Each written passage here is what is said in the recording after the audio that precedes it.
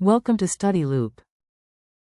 Hello students, in this question we've been asked several questions. The first one is about once Colin is feeling better, what questions could Linda ask Colin to help figure out if she is correct? So what she can ask is, did you eat anything unusual or different from your normal diet recently?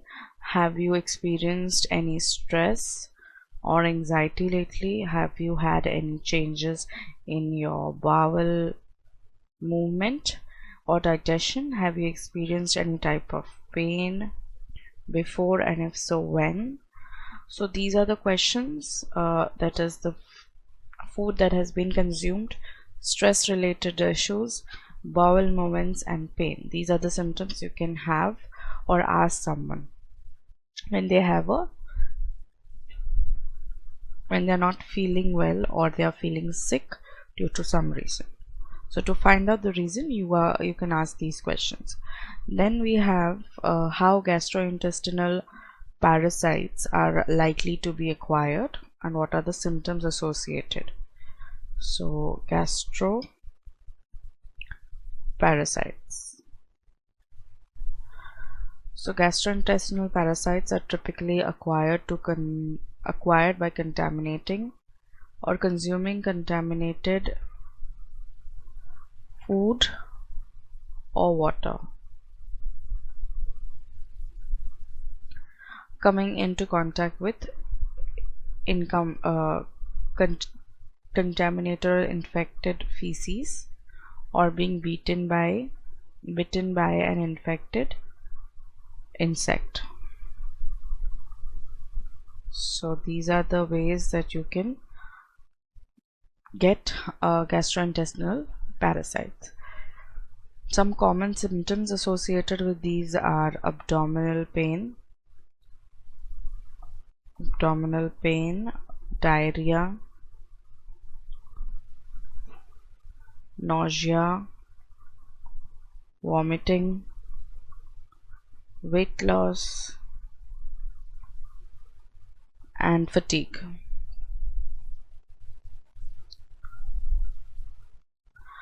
What evidence supports Rick's diagnosis? This is the third question. Colin's recent consumption of raw fish, which could potentially be contaminated with parasites.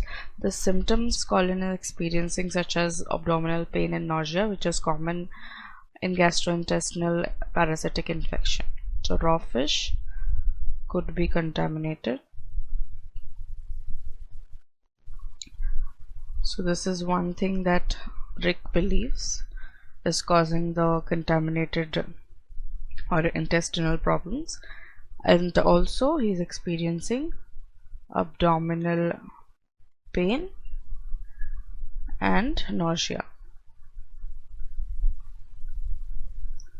as these are the symptoms of gastrointestinal parasite. Then we have the next question.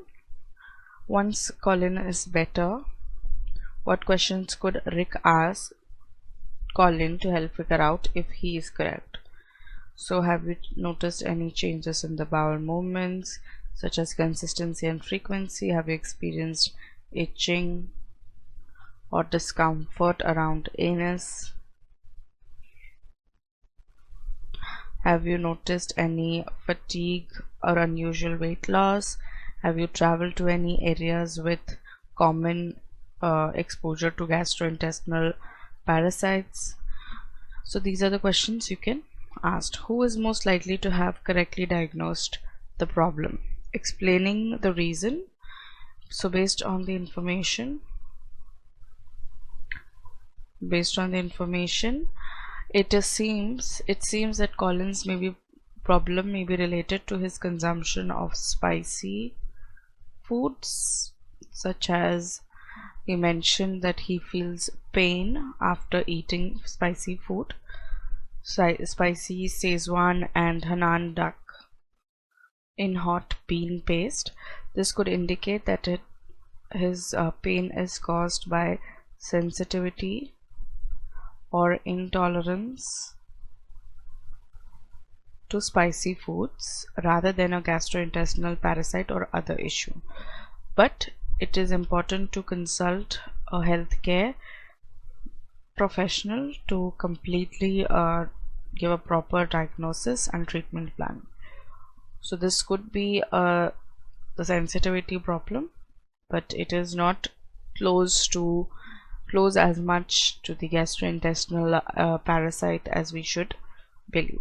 So these are your answers. I hope you found this video useful. Thank you.